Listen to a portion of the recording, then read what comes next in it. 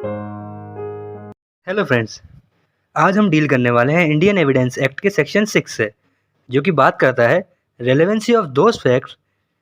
Which are forming same part of transaction. Section 6 ये कहता है कि वो फैक्ट्स जो कि इशू में तो नहीं है लेकिन इशू से इस तरह कनेक्टेड हैं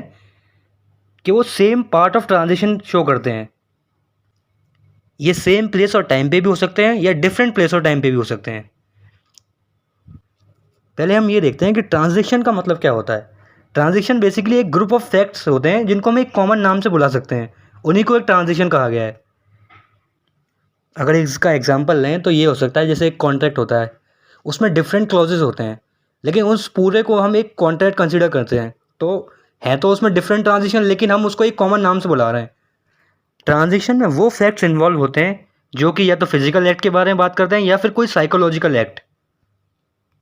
इसका एग्जाम्पल हम ऐसे ले सकते हैं जैसे कोई भी क्राइम हो रहा था और वहाँ आप खड़े होकर देख रहे थे, उस क्राइम को रोकने के लिए आपने कोई एक्ट किया तो वो तो फिजिकल एक्ट हो गया, और उस क्राइम को देख के आप रोने लगे या घबरा गए या डरने लगे, वो एक साइकोलॉजिकल एक्ट था। वो फैक्ट जो कि अगर सोल बेसिस पे देखा जाएगा तो उसका कोई मतलब नहीं होगा, लेकिन अगर ग्रुप के साथ कनेक्ट करके देखेंगे उन फैक्ट्स को तो उसका कोई मतलब निकलता है। एक इलस्ट्रेशन है वो देखते हैं, जैसे कि इलस्ट्रेशन में ये है कि ए ने क्या किया, एक केरोसिन का डब्बा उठाया, फिर उसने किया वो बस के पास गया और बस पे उसने पोर किया और उसने जला दिया, बस में आग लग गई। तो हम एक फैक्ट देखें तो वो फैक्ट ये है कि ए ने केरोसिन का डब्बा उठाया, तो अब केरोसिन का डब्बा उसने किस पर्पज़ के लिए उठाया ये तो कोई वो नहीं है ना, इसका कोई मतलब निकलता है कि केरोसिन का डब्बा उठाने से उसने कोई क्राइम ही कमिट किया है। लेकिन अगर हम पूरी ट्रांजिशन को इन्वॉल्व करें या पूरी ट्रांजिशन को कनेक्ट करके देखें कि ए ने डब्बा उठाया, फिर वो बस के पास गया, उसने बस को आग लगा दी, तो ये एक मीनिंग निकालता है। पूरा पार्ट सब कनेक्ट होकर एक मीनिंग निकाल रहे हैं। तो सेक्शन 6 इसी से डील करता है कि वो फैक्ट जो कि सोल बेसिस पे या अकेले उनका कोई मतलब नहीं निकलता है और वो इशू में भी नहीं है, लेकिन वो इशू से इस तरह कनेक्टेड हैं कि वो एक ट्रांजिशन शो करते हैं और फैक्ट बनते हैं पूरे खुद ही। सेक्शन 6 फर्दर डील करता है रेस जेस्टे से। रेस जेस्टे ये होता है कि कोई भी सर्कमस्टेंसेस या कोई इंसिडेंट जो कि इमीडिएट थी या ऑटोमेटिक थी या स्पॉन्टेनियस थी, जो कि कैलकुलेटेड नहीं थी या प्लान नहीं थी पहले से कि हमें ये होगा, और वो किसी फैक्ट इन इशू को इलस्ट्रेट करते हैं या क्लैरिफाई करते हैं, वो डील करता है रेस जेस्टे से। सिंपल लैंग्वेज में कहें तो वो कोई भी इंसिडेंट देख के किसी आदमी ने कोई ऐसा एक्ट किया जो कि स्पॉन्टेनियस था या इमीडिएट था या ऑटोमेटिक था, उसने पहले से प्लान नहीं किया था कि मैं यही करूँगा, या फिर उसने कैलकुलेट नहीं कर रखा था पहले से कि भाई ये होगा और मैं ये करूँगा, तो वो एक्ट जो उस इंसिडेंट को उसने देख कर करा वो रेस जेस्टे में कंसिडर किया जाएगा और वो रेलिवेंट होते हैं। इसका एक एग्जांपल देखते हैं।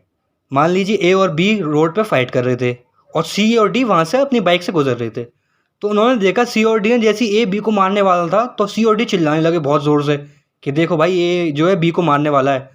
तो अब उन्होंने ये जो एक्ट किया ये पहले से कैलकुलेटेड नहीं था या प्लान नहीं था, लेकिन वो देख के एक साइकोलॉजिकल एक्ट है, एक फिजिकल एक्ट उन्होंने किया, चिल्लाया भी और वो घबरा भी गए और उन्होंने ज़ोर ज़ोर से चिल्लाना स्टार्ट कर दिया, पब्लिक इकट्ठी हो गई। तो ये एक तरीके से रेस जेस्ट होता है क्योंकि ये एक्ट ने एक ट्रांजिशन शो करा। एग्जाम्पल से हमने अभी डील किया वो एक बेसिकली केस लॉ था। केस लॉ का नाम है MP Jayaraj versus state of Karnataka. एक और केस लॉ था आर वर्सेस बेडिंगफील्ड। इस केस में क्या होता है, एक वुमन अपनी आंट से कहती है कि देखिए बेडिंगफील्ड मुझे मार रहा है, तो अब वो क्या होता है, कोर्ट में जो है केस जाता है, तो कोर्ट में आंट जो है यही आर्ग्यूमेंट देती है कि जो है जब वो फाइट हुई उसके बाद जो है आर ने मुझसे कहा था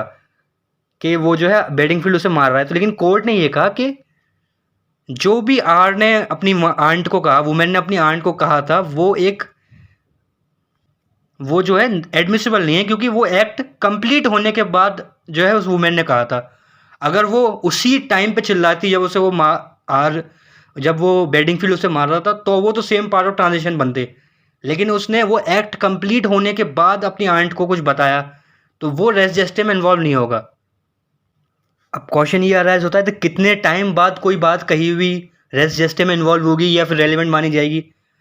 और मान लीजिए कभी कोई इंसिडेंट होता है और हम कोई इंसिडेंट देखते हैं, फिर उसके बाद डेफिनेटली बात है हम FIR कराने जाते हैं तो उसमें काफ़ी टाइम लगता है, क्योंकि ज़रूरी तो नहीं है कि जहाँ इंसिडेंट हो रहा हो वहाँ से पुलिस स्टेशन पास में ही हो, इंसान FIR कराने जाए वहाँ पे, तो उसमें कोई टाइम कुछ ना कुछ टाइम कंज्यूम होता है। तो कितना टाइम चाहिए कि वो उसको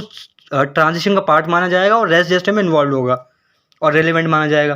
तो ये एक केस था Shyam Nandan Singh versus state of Bihar. इसमें कोर्ट ने ये कहा कि कोई भी इंसिडेंट होता है और उसके बाद जब एफआईआर लॉन्च होती है तो उसमें कोई टाइम लगता है, वो टाइम जो है कंसीडर किया जाएगा as a same part of transaction में, और वो टाइम जो है इममटीरियल है क्योंकि वो टाइम लगना ही लगना है।